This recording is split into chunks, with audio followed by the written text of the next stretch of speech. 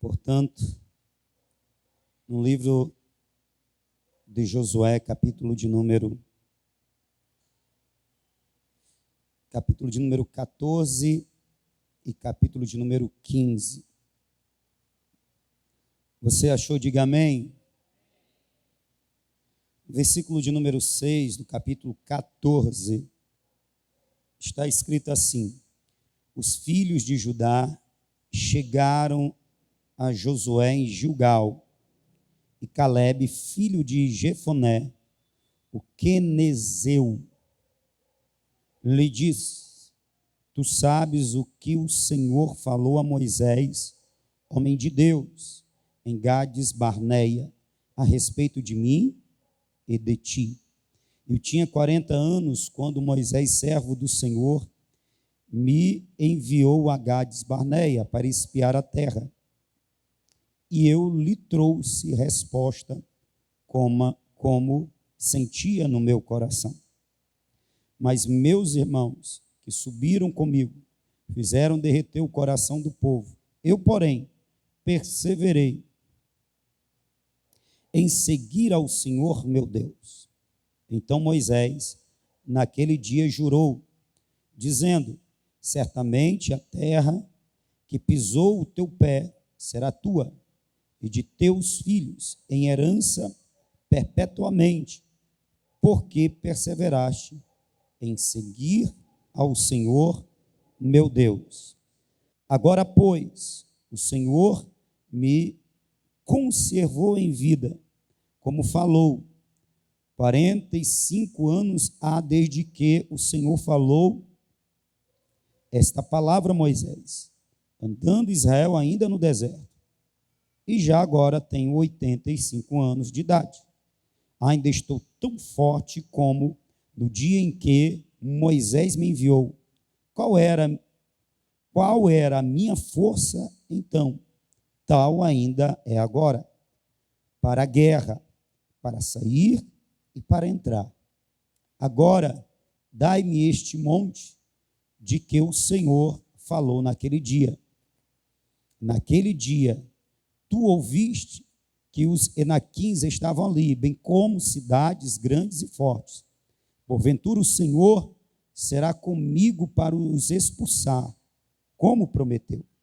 Então Josué o abençoou e deu a Calebe, filho de Jefoné, Hebrom em herança. Portanto, Hebrom passou a ser de Calebe, filho de Jefoné, o quenezeu, em herança até o dia de hoje, porque perseverara em seguir ao Senhor, Deus de Israel. E você diz amém? Eu pontuei algumas verdades, algumas lições,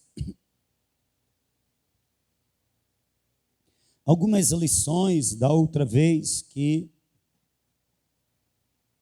meditamos nesse texto, neste fato.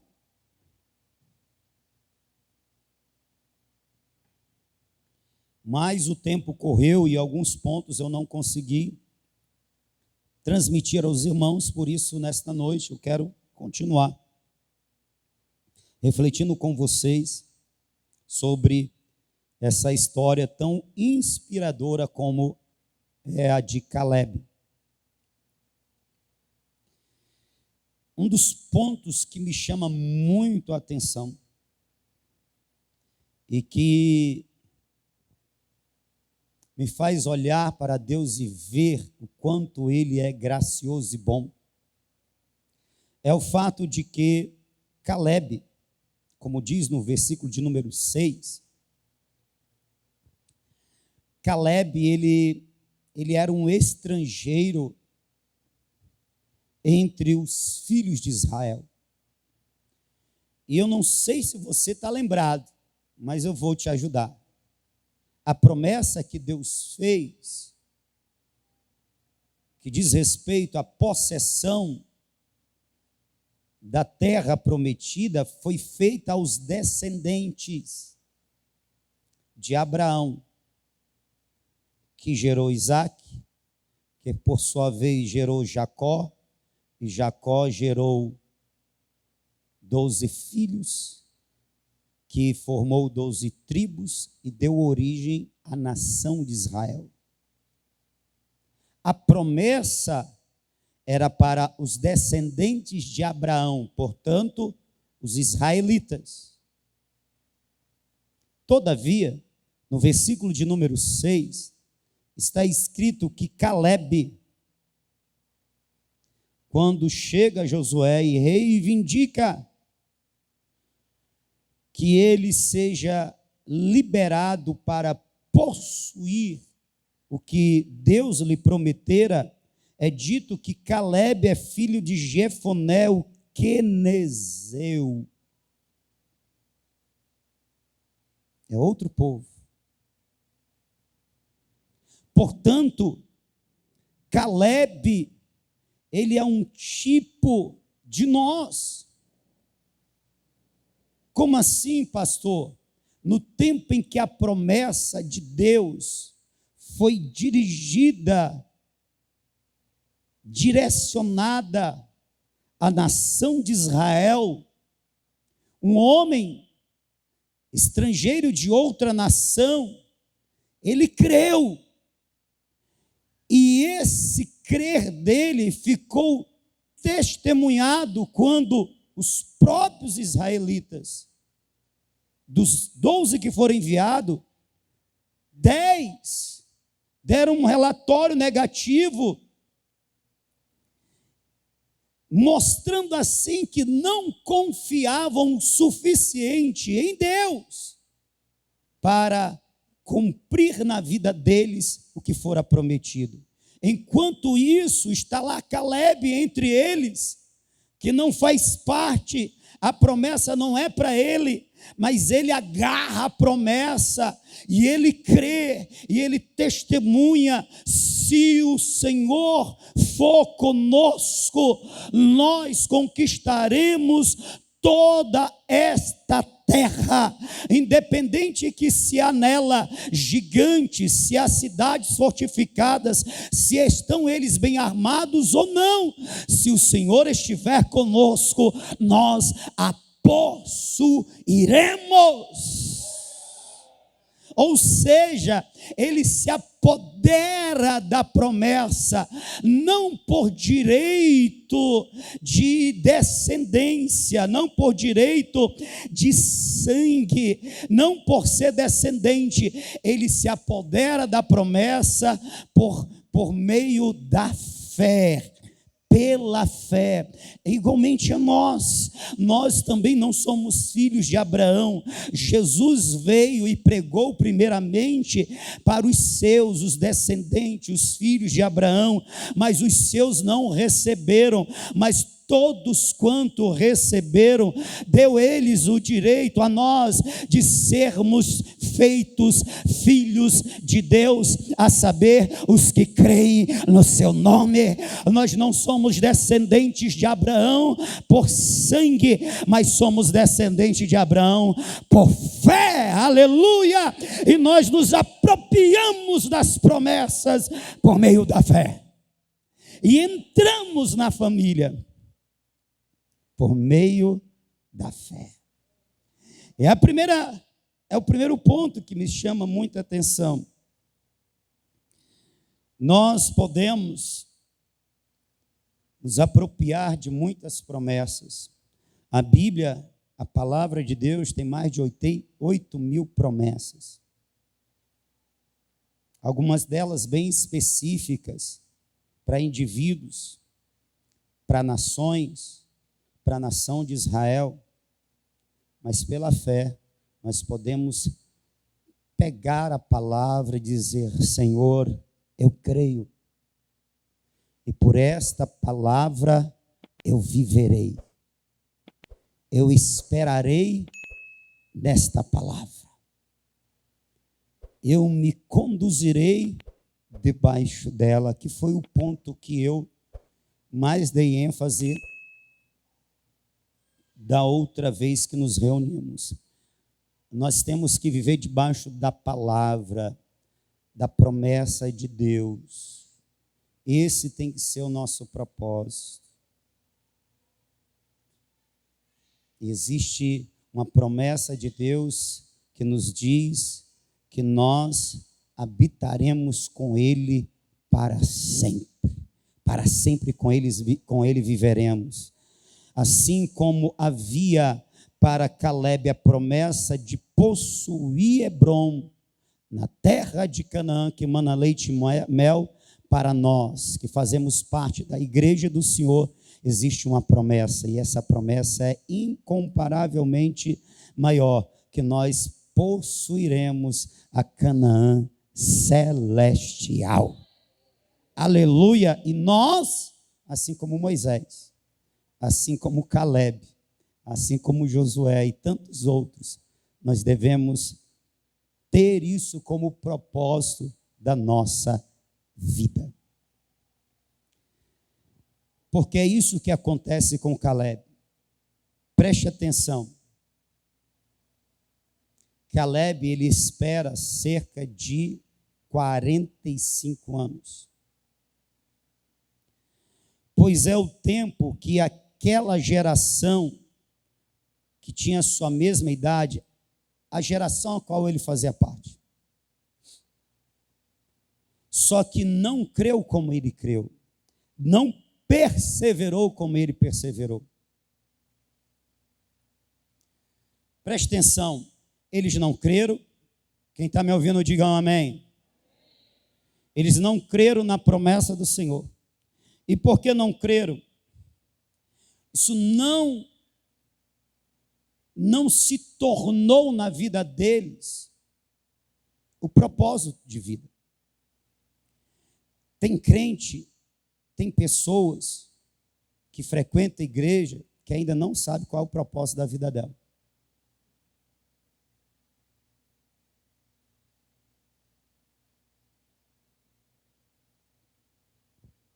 Tem pessoas que estão frequentando os cultos, mas ainda não sabe qual é o propósito da vida dela.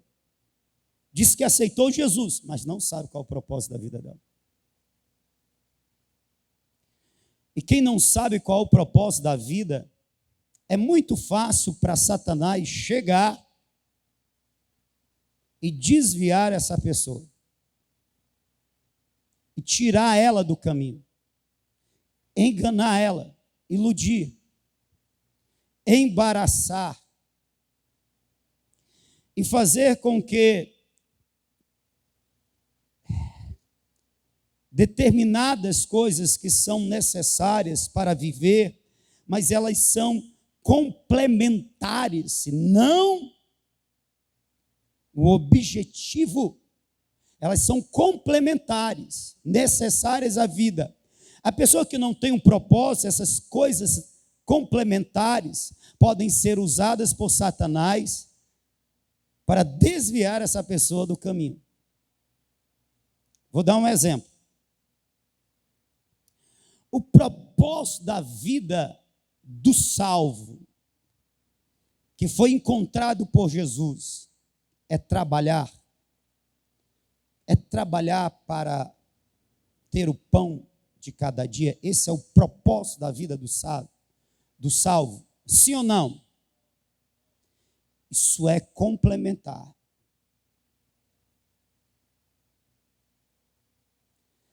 Se você entende que é complementar, você entende o que Jesus disse: trabalhai não por aquilo, pela comida que perece. Você vai entender o que disse Deus em Deuteronômio capítulo 8. Nem só de pão viverá o homem, mas de toda palavra que procede da boca de Deus. Mas quem não entende isso, ele vive, ele respira, ele suspira. O propósito da vida dele é o trabalho, é a empresa, é o que ele tem criado, e as outras coisas orbitam em torno disso, inclusive a sua família, a sua esposa, quando tem, os seus filhos, quando tem. Inclusive, ele quer colocar Deus para orbitar em torno disso. Aí Deus deixa de ser o centro, pelo menos para essa pessoa, para ser mais um que está orbitando. Então, se eu tiver tempo, eu busco a Deus. Se eu tiver tempo, eu aprendo a palavra de Deus, que diz como Deus quer que eu viva para Ele. Se eu tiver tempo, eu sirvo, eu adoro. Se eu tiver tempo, eu vou me achegar a Deus. Se eu tiver, quando eu tiver, então as outras coisas. É muito fácil alguém que não tem um propósito, que ainda não entendeu que Jesus deu a vida por nós, para que nós tivéssemos outra vida. E essa outra vida, ela começa na cruz, mas a existência dela não é aqui, neste mundo, nesse sistema de coisas. Aqui é uma passagem. Por isso, Pedro diz que nós somos peregrinos, nós estamos de passagem. É por isso que Paulo, falando à igreja que serve, ele diz: nós somos embaixadores. E o que é o embaixador? É aquele que está em outra nação, representando a sua nação. Nós estamos nesta terra como representantes das moradas celestiais. Nós somos peregrinos, nós estamos de passagem nesta vida, aleluia, mas a minha vida está em Cristo, escondida em Cristo, e quando Ele se revelará, então será revelada a minha verdadeira vida e o meu verdadeiro viver. Todo salvo, ele precisa entender que o propósito da vida dele, aleluia, é Deus.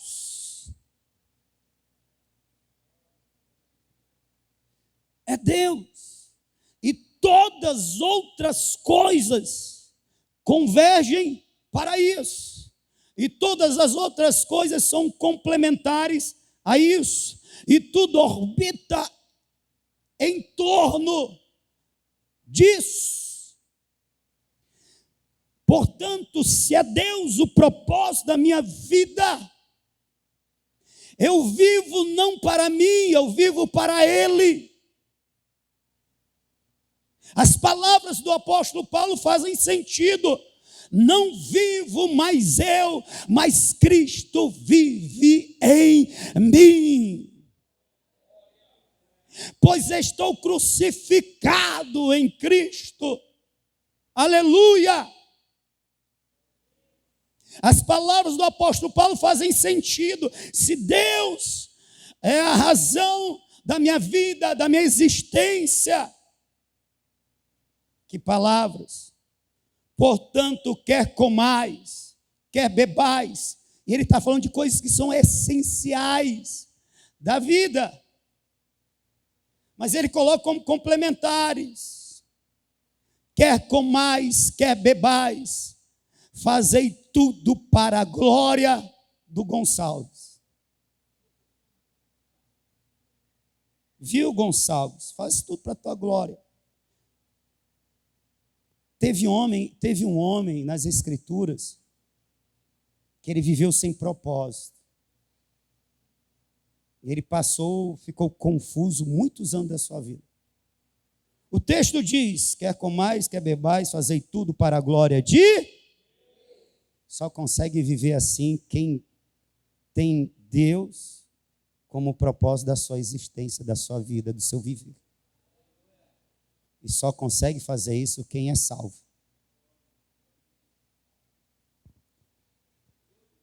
Um homem que se perdeu.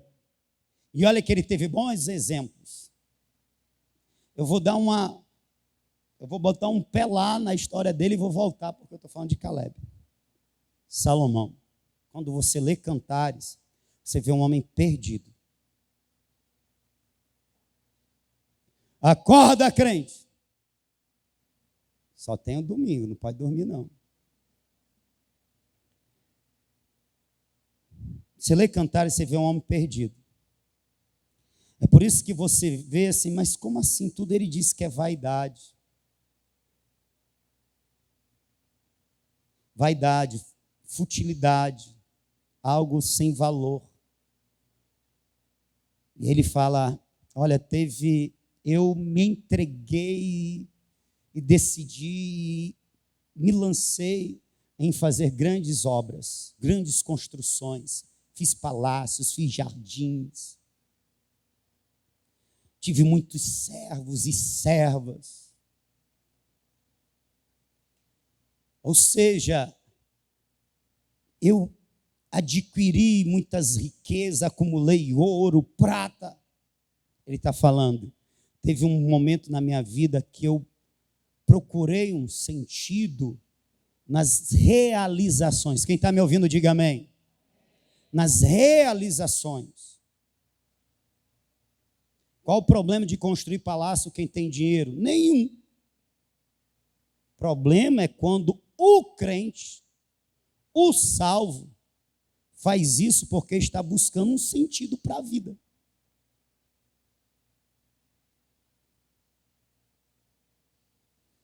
E aí passou essa fase, ele foi para outra fase. Eu vou buscar o conhecimento, a sabedoria, eu vou ser o homem mais sábio do mundo. Ele se tornou. Ele disse também foi vaidade. Das grandes realizações, foi vaidade, foi um perder de tempo. Aí ele passa pela fase agora da sabedoria. E na sabedoria, o que é que ele busca? Ele busca, além do conhecimento, o reconhecimento, a fama. Eu quero ser conhecido como o homem mais sábio que o mundo já viu. Ele está buscando sentido para a vida. E tem pessoas que buscam na fama, nas realizações, sentido. E se perdem. Futileza. E aí, ele vai para outra fase.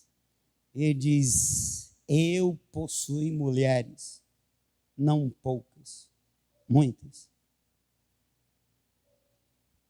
Acho que eram 60 mulheres e 300 concubinas. Ou era o contrário. Mas 700 mulheres e 300 concubinas, que fechou 1000. E me entreguei ao vinho, as bebidas.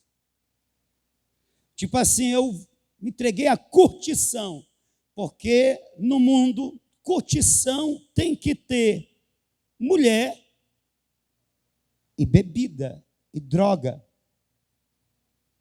Sim ou não?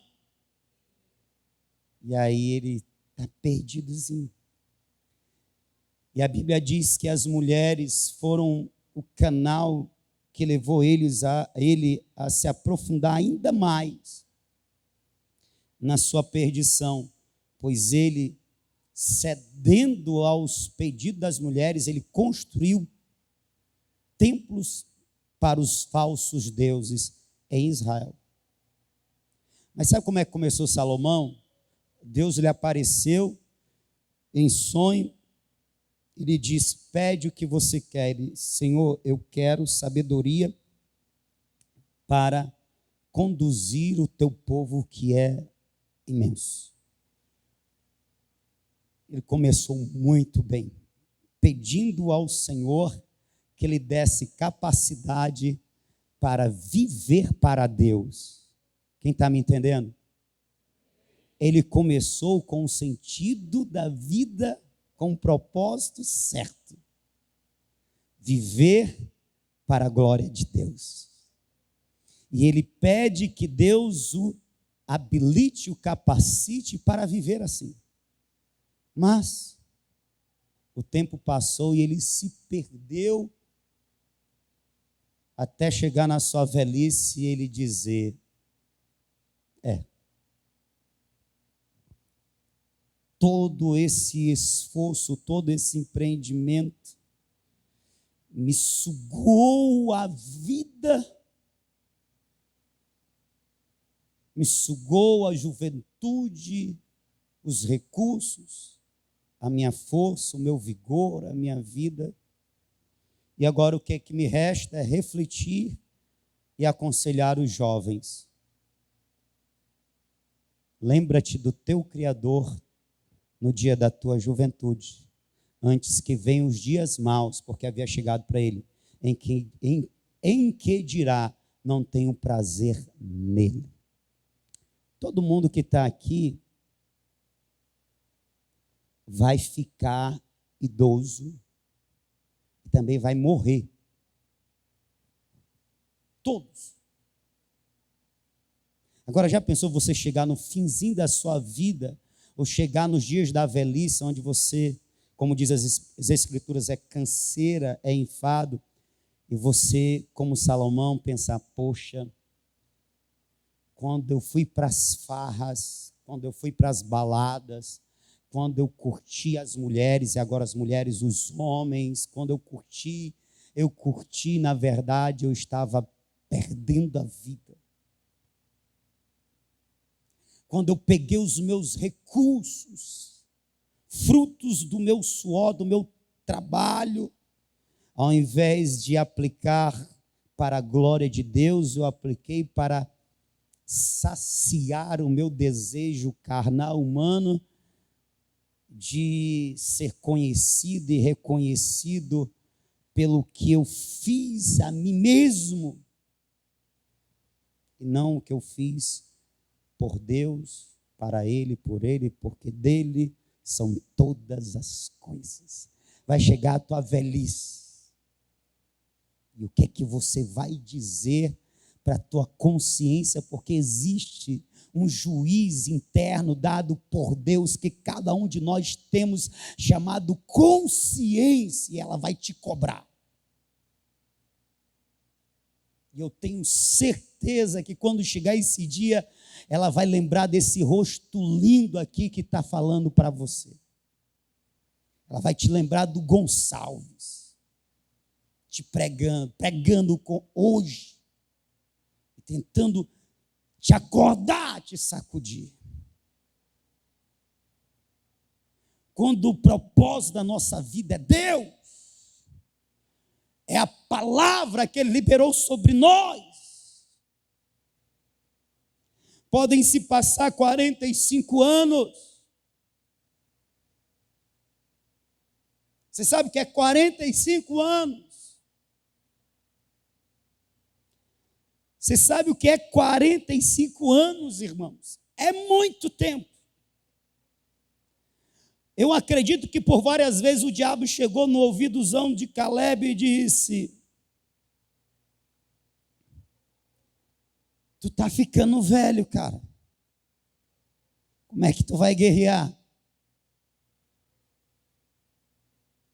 E eu acho, uma das coisas que aconteceu muito interessante naquele tempo foi o seguinte, que assim, coroa,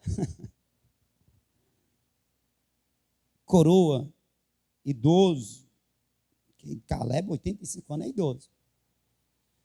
Só tinha o Caleb, o Josué, o Moisés, o Arão, porque o restante da idade deles, todos haviam morrido, irmão. Porque foi a geração dos incrédulos. Você está entendendo? Procurava idoso, só tinha eles. Mas também, Caleb disse o seguinte: tal era a minha força quando eu tinha 40 anos, é agora também para lutar, para guerrear, para entrar e sair. Ou seja, ele era um coroa, mas ele era um idoso, mas não era idoso acabado, não.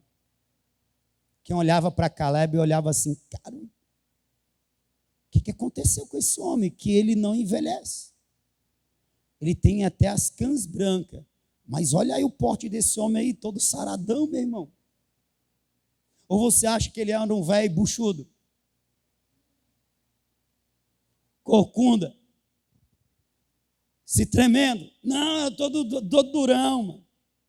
Sabe por quê? Porque Deus lhe preservou em vida e com o mesmo vigor, com a mesma força de quando ele tinha a idade, quando recebeu a promessa.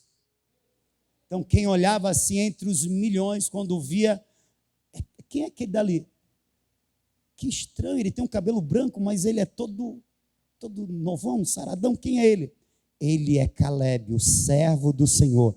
Deus o prometeu que ele herdaria a terra que ele pisou quando espiou. E essa terra é Hebrom, aleluia. E ele não pode morrer enquanto a promessa não se cumprir na vida dele. É por isso que ele não envelhece, é por isso que ele não adoece, é por isso que ele não morre, é por isso que ele não tem mal de Parkinson, é por isso que ele não tem Alzheimer, aleluia. Ele foi preservado em vida, com saúde e com vigor, porque era um homem que tinha promessa de Deus e vivia debaixo dessa promessa. É muito importante que você entenda a parte final da frase. Ele não apenas tinha promessa, ele vivia em função dessa promessa. Pergunta que não quer calar. Eu estou vendo aqui que as famílias, os casais estão um do lado do outro, então não é tão constrangedor, não é? Ruim é quando tem gente que a gente não conhece. Mas já que aqui é tudo aí, ó, marido, esposa, vire para o seu irmão que está do seu lado, a sua irmã, e diga e pergunte para ele e para ela: você vive em função da promessa que Deus fez na tua vida? Vive mesmo, irmão? Não faça essa uma hora de pecar, mentindo. Faça agora uma hora de você refletir.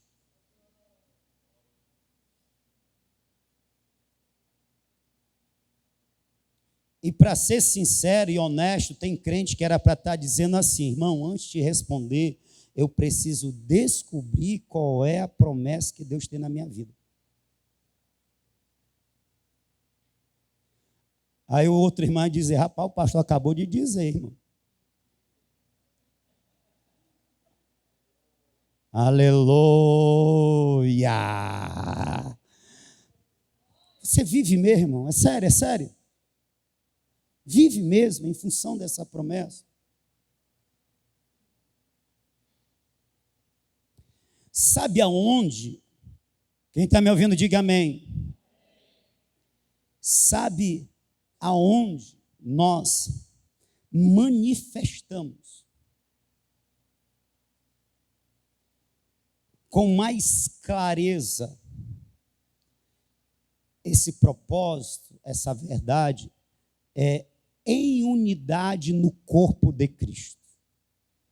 Porque eu estou falando de Deus ser o propósito da nossa vida, portanto nós vivemos esperando, e essa é a nossa bendita esperança, que Jesus volte, Ele cumpra a promessa que Ele fez, que Ele voltaria para nos levar para Ele mesmo. Essa deveria ser a nossa esperança, porque é viver Deus. Ele disse que viria para nos buscar. Alguém lembra dessa promessa?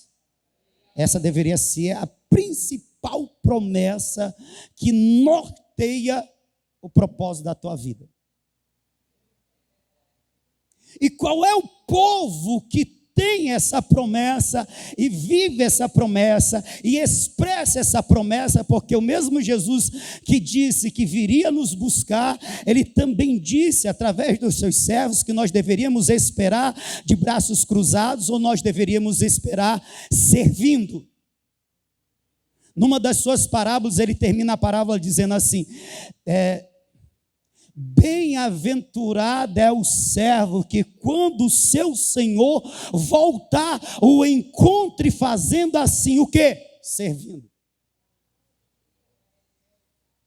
Então, aonde nós conseguimos expressar que nós de fato estamos esperando o Senhor Jesus nos voltar para nos levar para Ele, porque Ele é o propósito da nossa vida, é quando a gente anda em união, em comunhão com o corpo. Olha que interessante, preste atenção para concordar com o que eu estou dizendo. O Caleb, ele não poderia conquistar Hebrom enquanto aquela geração de incrédulos não abrisse caminho para ele. Então ele não conseguia viver o cumprimento da promessa, não a esperança. A esperança ele vive, mas o cumprimento é só depois que aquela geração passasse. Mas quando aquela geração passa e está acontecendo a distribuição de terra, então o que ele vai fazer? Ele se apresenta e lembra o seu colega Josué da promessa, ele ouviu e tal, Josué é o líder, ele precisa dessa liberação, ele precisa dessa bênção, porque é um líder que Deus está sendo representado através dele, através de Josué. Josué liberando e abençoando, é Deus abençoando. Então ele precisa disso, e aí Josué abençoa, libera e abençoa. O que acontece? Ele vai começar a conquistar Hebrom. Ele vai começar a viver o cumprimento da promessa. Até então é esperança, agora é cumprimento. E ele começa conquistando, o capítulo de número 15, ele derrota 3 gigantes. Capítulo de número 15, a partir do versículo de número 13. Ele detona, ele vence os 3 gigantes. No versículo de número 14, Caleb expulsou dali os 3 filhos de Enaque, Sesai, Aimã e Talmai, gerados de Enaque. Ele expulsou sozinho? Não, ele expulsou com os seus parentes, a sua família. Mesmo sendo a promessa sobre a vida dele, ele não consegue realizar sozinho. Ele está acompanhado. Ele está apoiado. Ele está auxiliado. Quem está me entendendo, diga amém.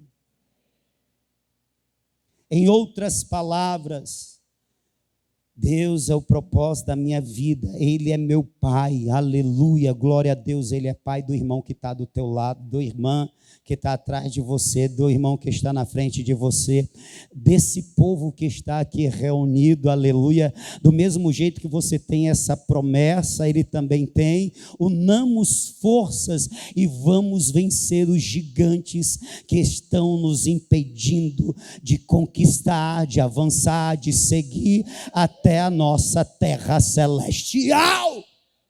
É junto, não é sozinho.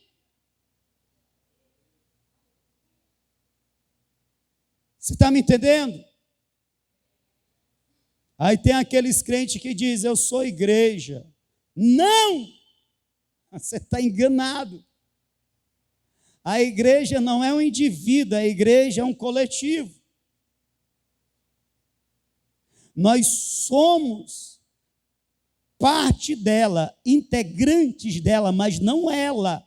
Eu sozinho não sou, nós juntos somos. Portanto, a mesma promessa que está sobre a minha vida está sobre a tua. Vamos unir forças, vamos destruir, vamos derrotar os gigantes que estão nos impedindo, que estão possuindo o caminho que libera a passagem para nós seguirmos juntos para Canaã celestial. Unamos forças. Por isso que eu disse que na igreja a expressão de quem de fato tem Deus como o propósito da sua existência, ela é mais clara. e ela é até facilitada no corpo. Porque é com o corpo e no corpo de Cristo, chamado igreja, que eu espero, mas espero servindo. Eu anuncio o evangelho, eu edifico os meus irmãos, sou por ele edificado, por eles edificado. Preste atenção no versículo de número 15 que diz: dali subiu contra os habitantes de Debir, cujo nome dantes era Kiriate Sefer. Disse Calebe: a quem ferir Kiriate Sefer e a tomar, lhe darei a minha filha Aquisa por mulher. Tomou-a Otiniel, filho de Kenaz, irmão de Calebe, e este lhe deu a sua filha Aquisa por mulher. Olha que interessante. Ele está conquistando, amém? Chegou o tempo da promessa se cumprir. Mas essa promessa, ela não se cumpre sem luta, ela não se cumpre sem esforço, ela não se cumpre sem guerra. Essa promessa não se cumpre com Calebe de braços cruzados. Lembra do que disse o apóstolo Paulo em Atos? Ele faz menção numa das suas pregações, ele disse que o céu é tomado pela força. Por que o céu é tomado pela força? Significa dizer que eu vou ter que produzir boas obras para ser digno dos céus? Não! Eu não sou digno do céu em mim de maneira nenhuma, e não tem nada que eu faça que eu possa conquistar essa dignidade. Essa dignidade, ela foi conquistada na cruz por Cristo Jesus. Ele, diz a palavra de Deus, nos torna idôneos, que é aptos de sermos cidadãos da morada celestial. Então, como explicar que o céu é tomado pela força? É pela força, porque em você existe um serzinho carnal que não quer Deus como centro da tua vida. Então, a primeira pessoa que você tem que lutar, o primeiro gigante que você tem que derrubar, é você mesmo. Você tem que lutar, guerrear, e é uma luta, é uma guerra diária.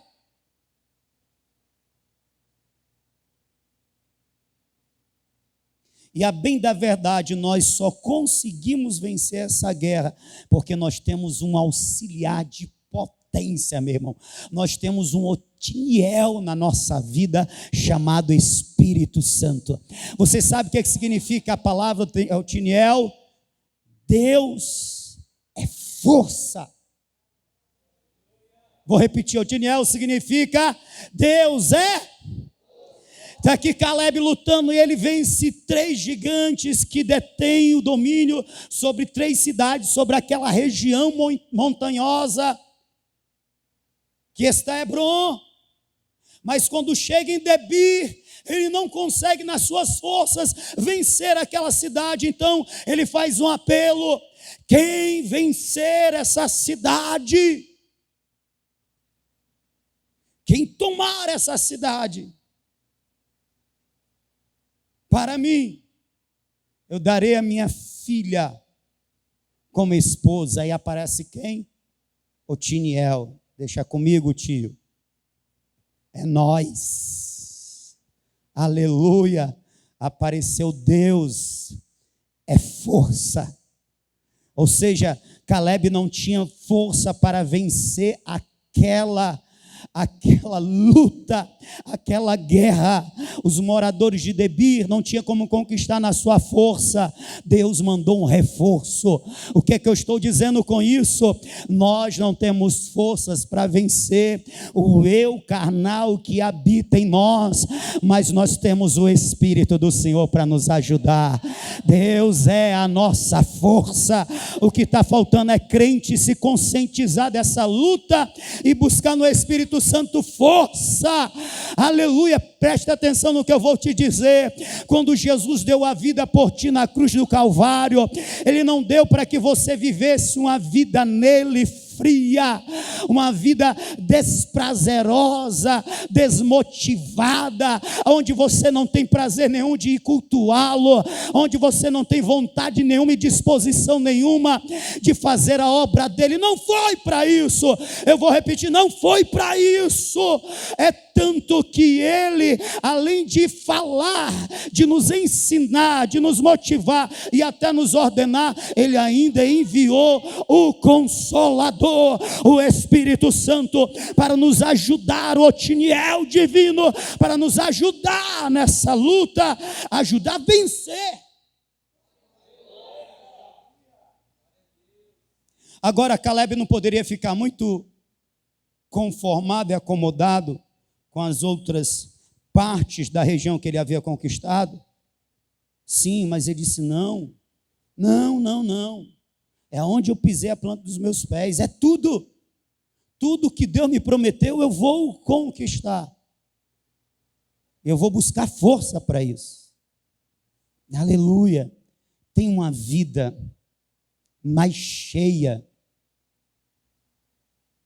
mais abundante, para você viver nele. Só que você está conformado com essa vidinha michuruca,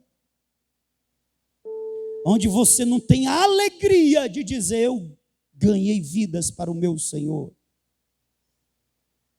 Deus me usou para derrubar gigantes e pôr em liberdade vidas cativas.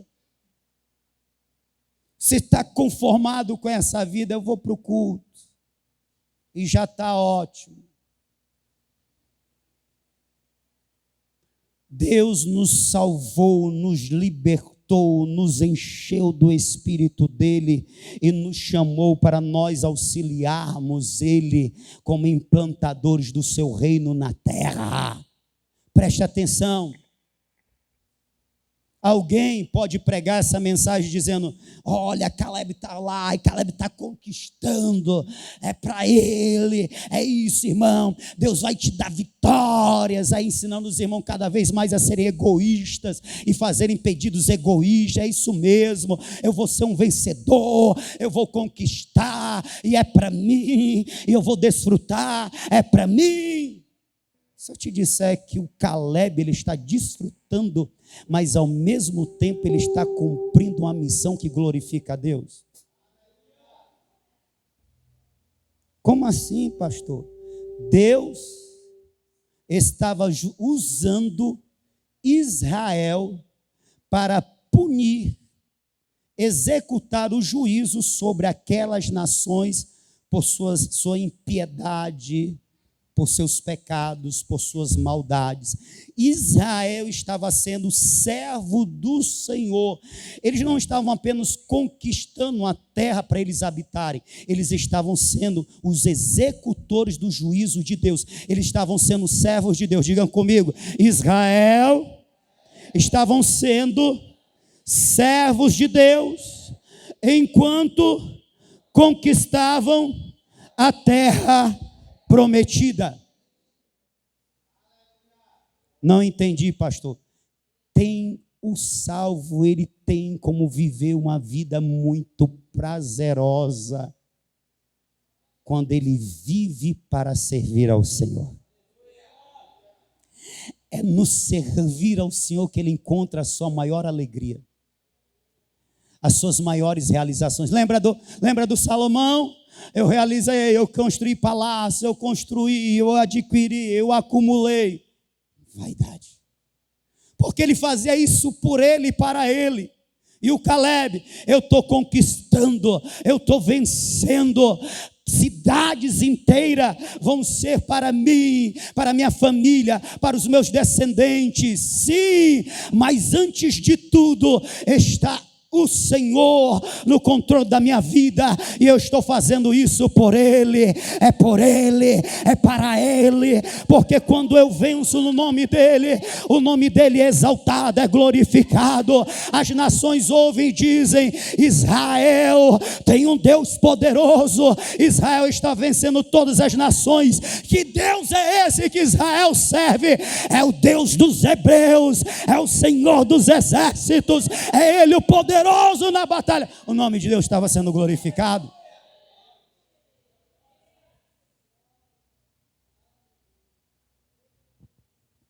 Por isso, nós podemos ter uma vida simples e humilde, conforme o padrão do mundo, mas conforme o padrão do céu, nós podemos, essa mesma vida, ela é abundante, ela é rica, ela é gloriosa, ela é poderosa.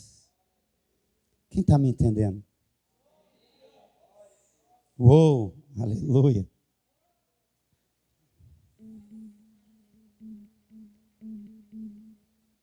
E então,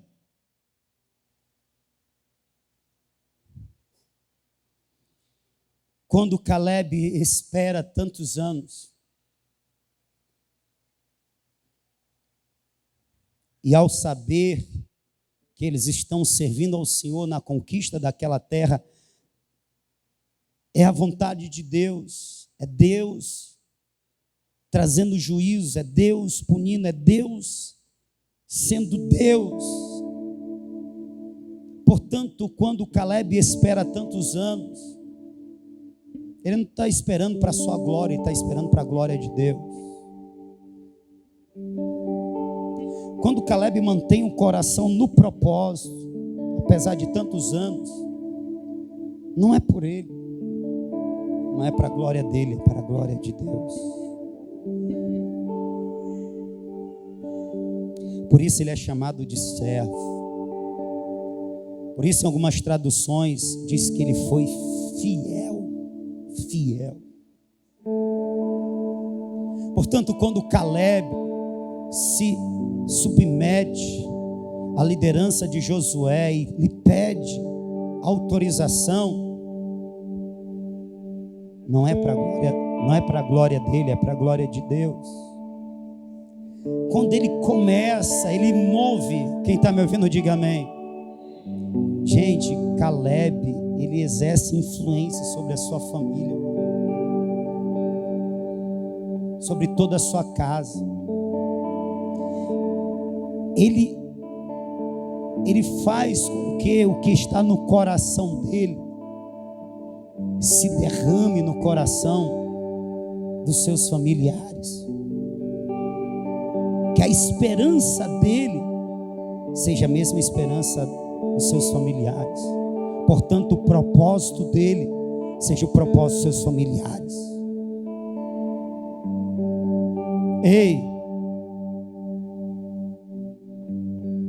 que seja assim também nas nossas vidas. Que o nosso amor, que o nosso apego ao Pai, ao Filho, ao Espírito Santo, que o nosso anelo por Ele, que o nosso propósito de viver para Ele seja tão forte, tão transbordante, que impacte, que transforme, que mude aqueles que estão perto de nós, a começar dos nossos familiares. Que eles vejam em nós o suspirar por Deus, que eles vejam em nós a verdade. Que verdade? Eu não vivo mais para mim, eu vivo para Ele. Por isso o apóstolo Paulo diz: eu estou certo de uma coisa, o Senhor vai ser glorificado em mim, quer na vida ou quer na morte. Por quê? Porque não vivo mais eu, mas Cristo vive em mim. Por quê? Porque eu não tenho a minha vida por preciosa, desde que eu cumpra fielmente o ministério que Ele me entregou. Eu vivo para Ele, Ele é o propósito da minha vida. Uou! E perto da morte, tem crente que se soubesse que ia morrer hoje, ele ia se agarrar com alguma coisa, ia orar e implorar: Deus, tenha misericórdia, me deixe viver mais. Aí caberia a pergunta: por quê? É porque eu quero ver os meus filhos crescerem, se casarem. É porque eu ainda tenho projetos inacabados. É porque é bom viver aqui, Senhor. Ainda tem tantas coisas que eu queria desfrutar, realizar. Aí se eu fosse Deus, eu ia dizer: tá bom, Salomão, eu já entendi. Tá bom, mulher de Ló, eu já te entendi. Agora tem outros que diriam que nem o apóstolo Paulo: rapaz, eu estou numa dúvida aqui tremenda, porque o partir é melhor, porque é estar com Cristo. Mas se eu ficar, vai ser bom para a edificação, para o crescimento de vocês. Então eu acho que é melhor ficar mais um tempo. Mas como assim, o apóstolo Paulo? Como assim? Não é para você realizar coisas assim, sabe, dos teus sonhos, não é porque você ainda tem filhos para criar, que você quer ver eles casados, não é porque você ainda não desfrutou da vida. Como assim, apóstolo Paulo? Não é por isso não, é porque eu quero servir ao meu Senhor. Eu quero ganhar almas para Ele. Eu quero edificar o corpo de Cristo. Estar com Cristo é bem melhor. Morrer e partir, estar com Ele é melhor. Mas se eu vou aqui, no tempo que eu ficar, ganhar mais vidas, edificar mais vida para Ele, então vou ficar mais um pouquinho.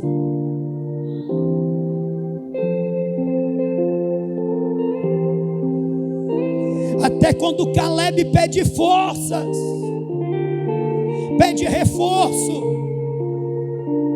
e Deus levanta Otiniel, é Caleb dizendo: o propósito da minha vida ainda não se completou, ainda tem cidades para conquistar para a glória de Deus.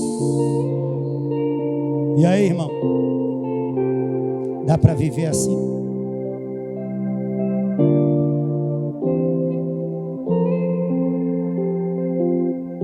E aí, irmão, dá para viver assim? Dá para colocar o Senhor no centro e tudo convergir para Ele? Dá para colocar o Senhor no centro e tudo orbitar em torno dEle, a tua profissão, a tua família, os teus projetos, as tuas escolhas, os teus sonhos, os teus propósitos outros? Dá para serem complementos, auxiliares nessa tua missão de vida? Pastor, o que é que eu faço com a minha família? Que eu já me converti, a família já tinha. O que é que eu faço com a minha profissão? Eu me converti, eu já tinha uma profissão. Com a tua família, ganha ela para Jesus, irmão.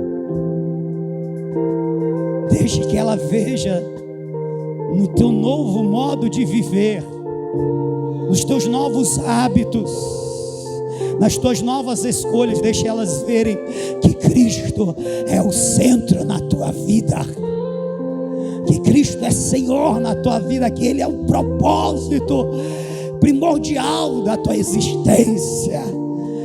Deixa que isso vai impactar eles. Aleluia. Quanto à profissão, se ela não atrapalha, irmão, Jesus disse: quem não me atrapalha, né? Então, de alguma forma está ajudando. Então, continua. Agora, se atrapalha, se tem pecado, ora o Senhor, vai orando, vai pedindo direção. O Senhor vai lhe dar direção. Ele vai te dar um novo emprego, uma nova profissão. E aí você vai alinhando a tua vida, vai ajustando a tua vida, para que cada vez mais Jesus esteja no centro.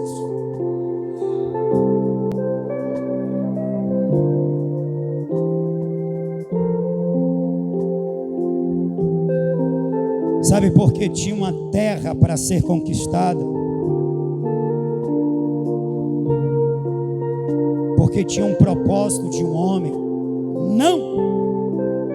Porque antes de ser o propósito de um homem, Caleb, era o propósito de Deus. O que aconteceu é que o propósito de Deus